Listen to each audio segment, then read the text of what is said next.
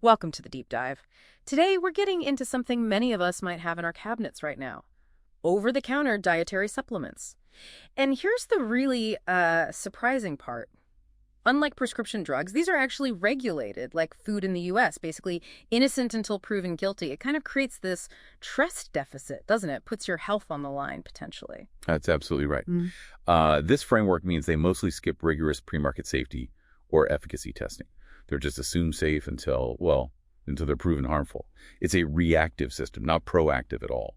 And because of that, the number of products just ballooned from maybe 4,000 back in 94 to, over 90,000 now. Yeah. Often with very little real oversight. 90,000, that's staggering.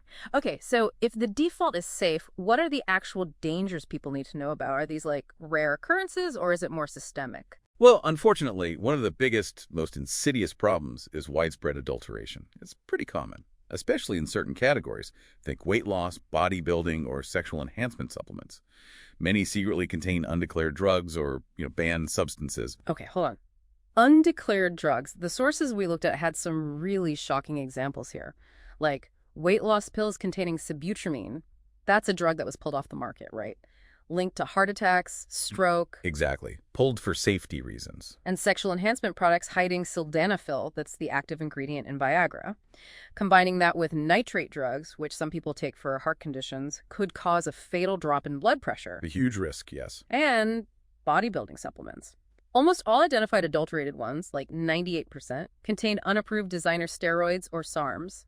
Things linked to liver damage, heart attack, stroke again. It's hard to believe this stuff is just out there. And it's not just hidden pharmaceuticals. That's only part of the picture. Products can also be contaminated. We're talking heavy metals, lead, mercury, or even fungal toxins like aflatoxin, sometimes found in herbal products. Aflatoxin, isn't that a potent carcinogen? It is. And then you have potentially harmful additives and fillers too. Things like hydrogenated oils, bad for the heart, or titanium dioxide, which some studies flag as a potential concern. So when you reach for that bottle thinking it's just, a vitamin or herb, what this means for you, the listener, is you could be unknowingly swallowing powerful drugs or toxins. It's not always just a harmless boost. Precisely. And another danger is simply taking too much, excessive dosing. There's this common misconception that if some is good, more must be better. Right? Yeah, definitely hear that a lot. But that can turn essential nutrients into poisons. Too much vitamin A can damage your liver. High doses of vitamin E, that increases bleeding risk significantly. Even minerals.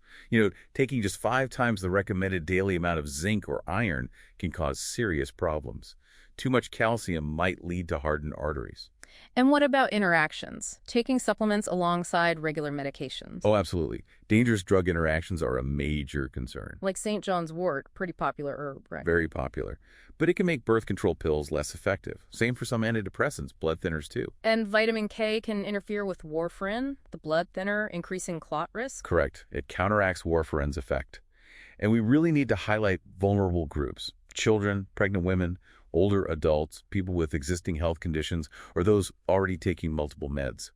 Their bodies might process these substances differently, or they're just more susceptible to bad effects. For instance, many cancer specialists actually advise patients to avoid most supplements during treatment because of potential interference or unknown risks. Okay, so this landscape is clearly complex and risky. What can you, our listener, actually do to stay safe?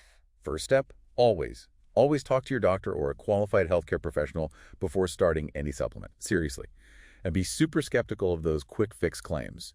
Weight loss, muscle gain, sexual enhancement, those are consistently the riskiest product types. Red flags should go up. What about seals on the bottle? Do they mean anything? Look for third-party certifications. Reputable ones like USP or NSF International. They don't guarantee effectiveness, but they do verify that what's on the label is actually in the bottle in the right amount and tested for contaminants. Okay, so USP, NSF. Got it. And read the labels carefully, right? Be wary of those proprietary blends. Definitely. Proprietary blends hide the exact amounts of each ingredient. That lack of transparency is a concern. And don't be fooled by claims like FDA approved. As we said, they aren't approved like drugs before hitting the market. That's a common misconception. The FDA regulates them more like food. And critically, if you do have a bad reaction to a supplement, please report it. Tell your doctor and report it to the FDA's MedWatch program. That data is vital. But At the end of the day, nothing beats focusing on a balanced diet and a healthy lifestyle. That should always be the foundation. Yeah, absolutely. This whole deep dive, it really just shines a light on this huge trust deficit in the supplement market. It really does. And what's fascinating, or maybe worrying, is how the regulations are just so outdated. The market keeps evolving incredibly fast, but the rules haven't kept up. It creates this persistent vulnerability for public health. And it leaves us with a really important question, I think, for everyone listening. In this age of endless health information, how do you make sure that what you're taking for your health is actually helping and not silently harming you?